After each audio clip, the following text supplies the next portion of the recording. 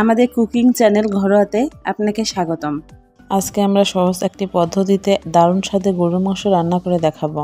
এটা রাতে আমাদের যেসব উপকরণ লাগবে সেগুলো হচ্ছে গরুর মাংস 1 কেজি, আদা বাটা 2 চা চামচ, রসুন বাটা 1 চা চামচ, লবণ 1 টেবিল চামচ, হলুদ গুঁড়া 1 চা চামচ, শুকনো মরিচ বাটা 1 চা চামচ, জিরা গুঁড়া 1 চা চামচ, সরিষার তেল 1 টেবিল চামচ ও 1/4 কাপ, পেঁয়াজ 1 কাপ, ছোট এলাচ 8 থেকে 10টা, লবঙ্গ 10 থেকে 12টা, ডালচিনি মোটামুটি বড় সাইজের 2 টুকরা, তেজপাতা 2টা,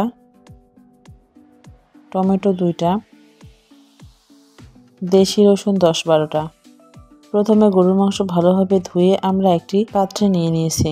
এতে এখন আমরা আদা বাটা, রসুন বাটা, লবণ, হলুদ গুঁড়া, শুকনো মরিচ বাটা ও জিরা গুঁড়া ঢেলে দিব। এরপর 1 টেবিল চামচ পরিমাণ সরিষার তেল ঢেলে ভালোভাবে সবকিছু মাখিয়ে নেব।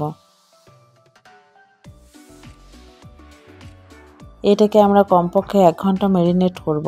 হাতে সময় থাকলে 2-3 ঘন্টা ম্যারিনেট করতে পারেন, তাতে আরও ভালো হয়। চুলা মাঝারি আছে জ্বালিয়ে তাতে একটা কড়াই বা প্যান নিয়ে আমরা 1/4 কাপ সরিষার তেল ঢেলে দিব। এতে আমরা পেঁয়াজ, ছোট এলাচ, লবঙ্গ, ডালচিনি ও তেজপাতা ঢেলে দিব। 6-7 মিনিট এগুলো ভেজে নিয়ে আমরা টমেটো ঢেলে দিব। আরও মিনিট 2 ভেজে এতে আমরা ম্যারিনেট করা মাংস ঢেলে দিব।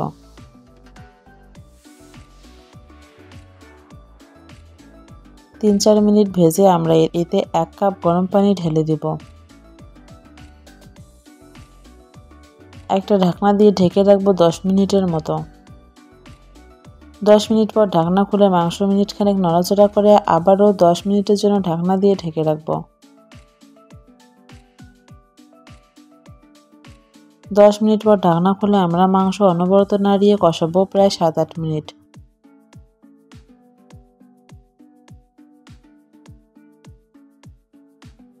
এরপর এতে আবারও 1 কাপ গরম পানি ঢেলে আমরা ঢাকনা দিয়ে ঢেকে দিব। 5 মিনিট পর ঢাকনা খুলে আমরা এতে আস্ত রসুন ঢেলে দিব।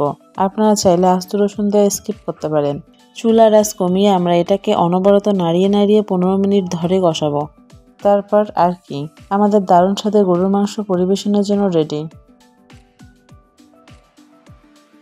ভিডিওটি কেমন লাগলো কমেন্টে জানাবেন।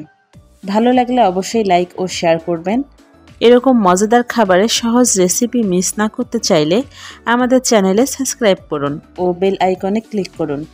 পরের ভিডিওতে আবার দেখা হবে।